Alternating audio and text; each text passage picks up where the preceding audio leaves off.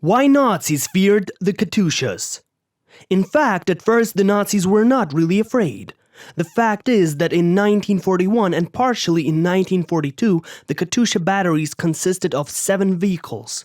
Therefore, a crushing psychological effect could be achieved only in the event of a strike on the accumulation of enemy equipment and manpower, and during the retreat this was not always possible. Confirmation conditional can be the words of Otto Biese, who fought in the 110th Infantry Division of the Wehrmacht. I also met with the Stalinist organ. It was an extremely inaccurate weapon, and therefore we were not very afraid of it. I remember that we met with it very rarely. And this is an absolute truth. At the initial stage of the war, Katyushas had no strategic importance, and the reason is misuse. Even the Katyusha battery did not produce the desired effect. And until November 1941, Katyushas were often used alone. And only during the defense of Moscow a fundamental decision was made. An order was issued, according to which fire could be opened on the enemy, subject to a single shot from 12 installations. A volley of such a number of Katyushas sent almost 200 missiles towards the enemy at the same time, which led to panic and huge losses. And already by 1943, rocket launchers with much more powerful shells appeared in the USSR. Entire divisions of Guard rocket launchers were created, which had 864 vehicles each. One volley of such a division immediately sent almost 3,500 rockets into the sky. It was after the Katyushas began to be used en masse, when huge areas were covered with fire, that the attitude of Nazi soldiers and officers changed. As followed from the interrogation of prisoners during the shelling of the Katyushas, many simply went crazy, and there was something. Here are the memories of one of the direct witnesses of the shelling. It was a firestorm.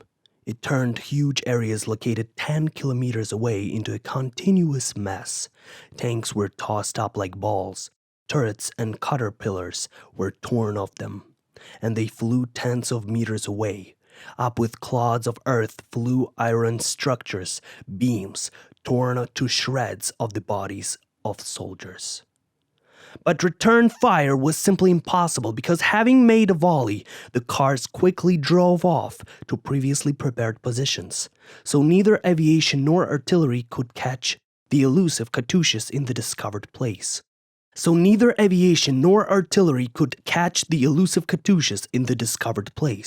But for the sake of justice, it must be said that the Nazis were still afraid not of Katyushas but Andrushas.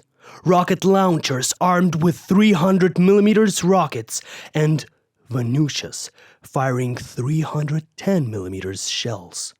Both those and others have already launched. In fact, rockets that made a characteristic sound. By the way, the Nazis called this weapon the Wrath of God. So, in addition to the enormous psychological effect, an incredible destructive one was added. Not in vain, very often, upon learning that Katyushas had arrived at the Russian positions, the Nazis sometimes began to retreat in a panic without any resistance. And now let's go back to the beginning. The quote from the Nazi veteran is taken almost today, when you can show yourself as a fearless hero.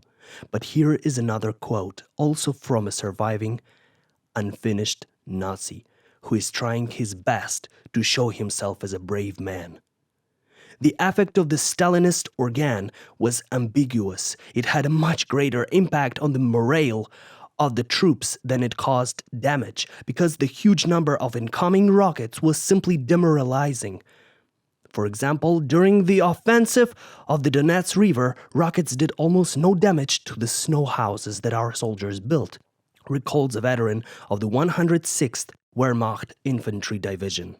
As for the snow houses, of course, this is too much, but the valiant warrior nevertheless admitted the impact of Katyushas on morale. Yes, and how not to admit the obvious? If the mortars managed to knock out not only tanks, but even low-flying enemy aircraft with Katyushas. By the way, there are 2 more nicknames for the Katyusha, which are Black Death and Hellfire. They probably speak for themselves, like a short but very capacious recollection of one of the Wehrmacht soldiers. November 22nd, 25th.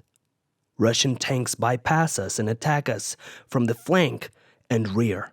Everyone runs in panic. We make a 60-kilometer march through the steppes. We go in the direction of Surovikino. At 11 o'clock, Russian tanks and Katyushas attack us. Everyone is running away again.